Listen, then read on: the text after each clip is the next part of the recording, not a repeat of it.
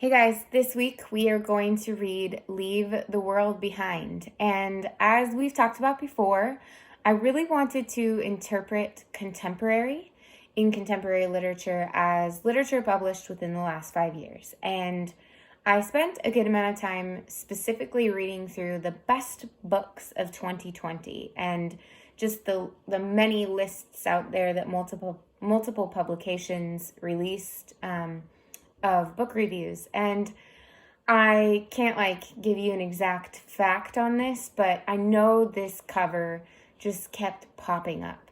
And I ended up purchasing the book, reading through it, and feeling torn about whether or not it was the right book to assign, just so that you know. But being that it was published in 2020 and it was raved about, I really wanted to wrestle with, and it's one of your questions for the book discussion, is it worthy of the place that it's earned? Why was it put in so many best of 2020 lists? And I'll give you another little potential clue, I guess. The book was published, I think it was March 2020. I'll look it up as we're chatting here. And it was, so the whole point is, it doesn't say, it just says 2020. I have to look it up online. But basically it was published right before the pandemic really became life-altering for us. And many of us, and especially people in other cities in the United States, have lived through a great deal of isolation and urgency of pandemic. And so in this book, there's also isolation and urgency. And I don't know, I'm going to let you decide. Is it thriller? Is it dystopian? Is it literary fiction? It is literary fiction, which I've learned a lot about in prepping for you guys and just kind of digging into that stuff. I do want to say, and I think I already say it below as well, that this book will probably divide us, or we'll all be on the same page and we're like, love it, or hate this book. But it seems to evoke a strong feeling. It claims to deal with issues of race and class. That's another contemporary element of it. How well does it do that? Up to you. And the other thing is a little warning about it. It has some pretty mature scenes in it. I am not the kind of instructor who likes to assign that stuff and be like, we're grown-ups here.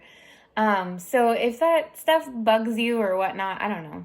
Everyone is so different that it's hard to know how to caveat this, but it is enough of an issue in this book that I feel compelled to give you a heads up. And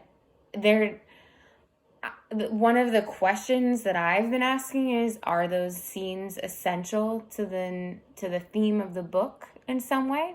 I have some answers of my own for that. I don't know what you guys will think. So this next advice might be counterintuitive, but I'm just giving you a little thought here.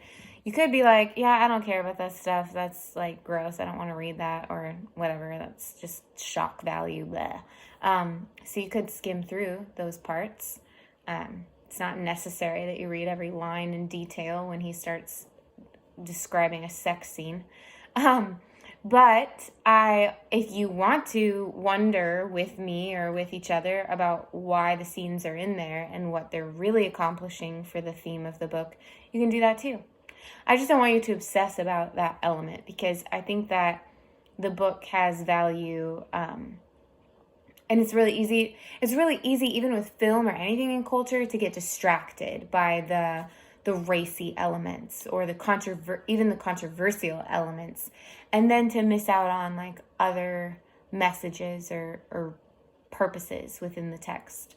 So, quick read. Let's zoom through it, and the ending will not be fulfilling. I'm also going to warn you of that. It won't be fulfilling, so be prepared to be frustrated, maybe.